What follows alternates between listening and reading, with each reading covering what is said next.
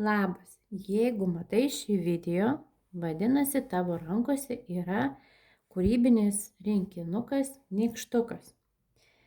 Tai noriu papasakoti ir paaiškinti, kaipgi tą nykštuką reikėtų pasidaryti. Šis nykštukas turi barzdelę iš siūlų, o rinkinuke greičiausiai bus barzdelė iš kailiuko.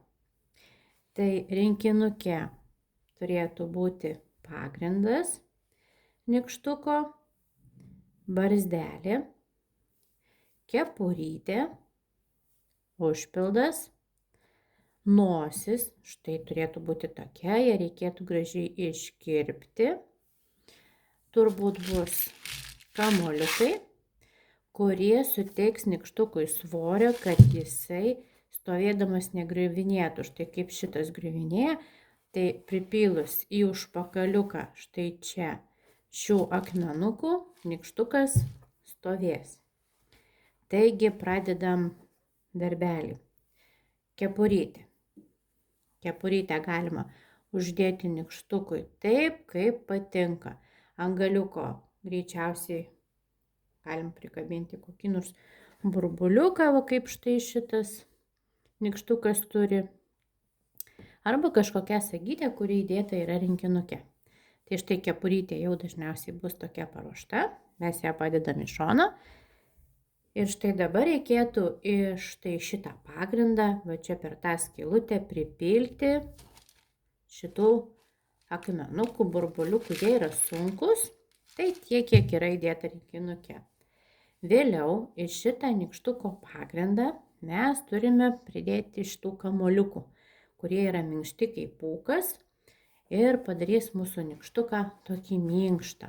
Tai reikėtų pridėti tiek, kad jis laikytų formą.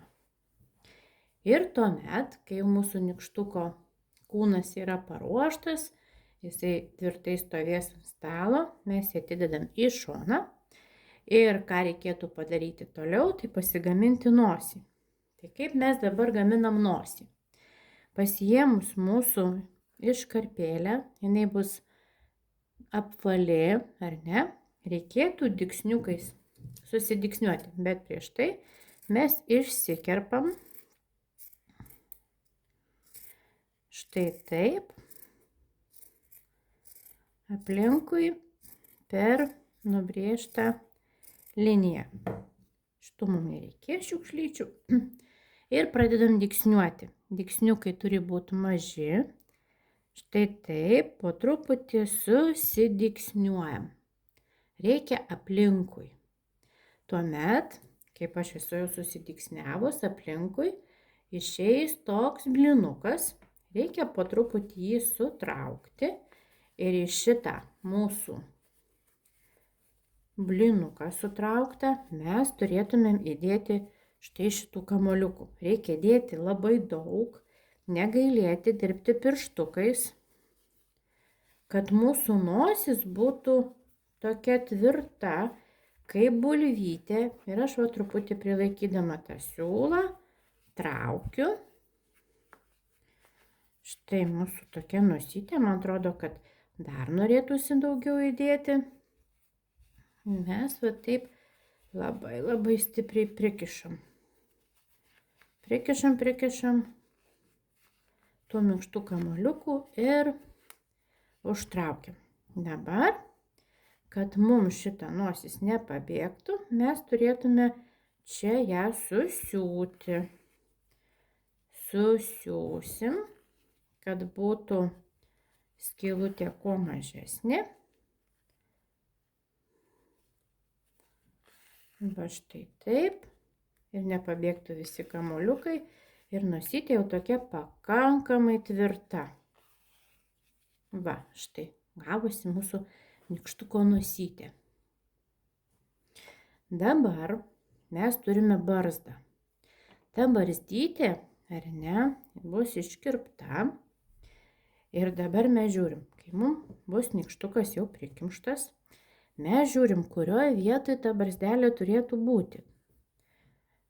Tarkim va čia, kad neišlystų per daug už kūnelio ribų, štai čia mes tą barzdelę pasimatavom prisiūti, ar ne? Bet prieš tai, kad mum būtų patogiau, nosį turime prisiūti ant barzdos.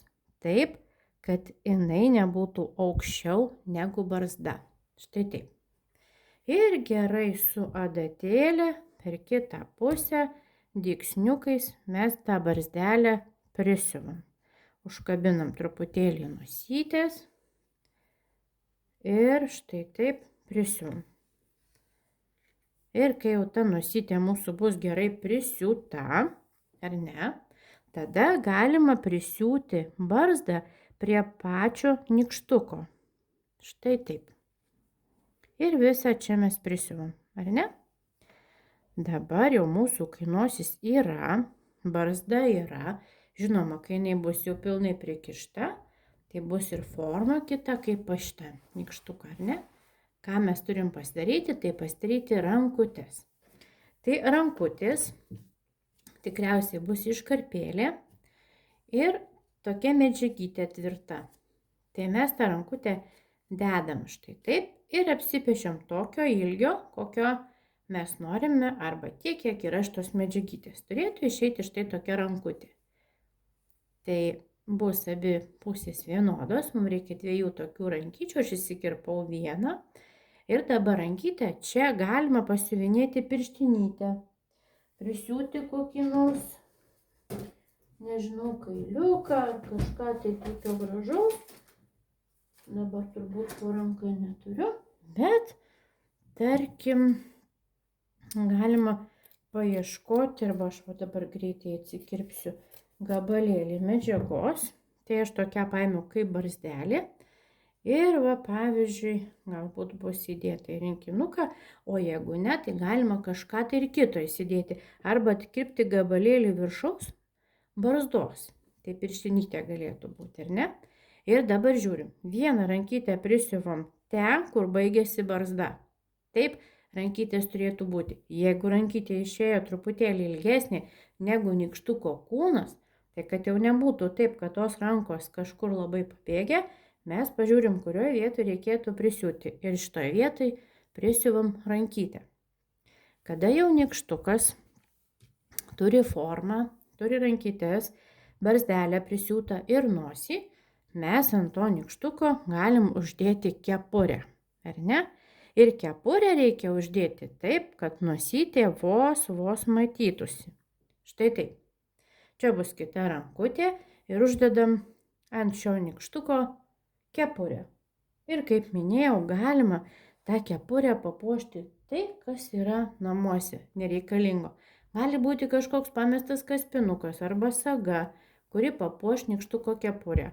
Arba tai, kas yra įdėta į rinkinuką. Dažniausiai būna ir sagų įdėta, ir kažkokių medžiagyčių. Tai štai taip mūsų nykštukas gavo formą.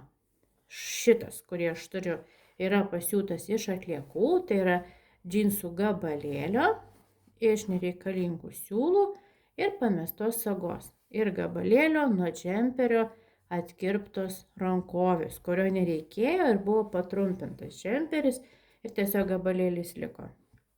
Tai štai, linkiu geros kūrybos ir gražaus nykštuko.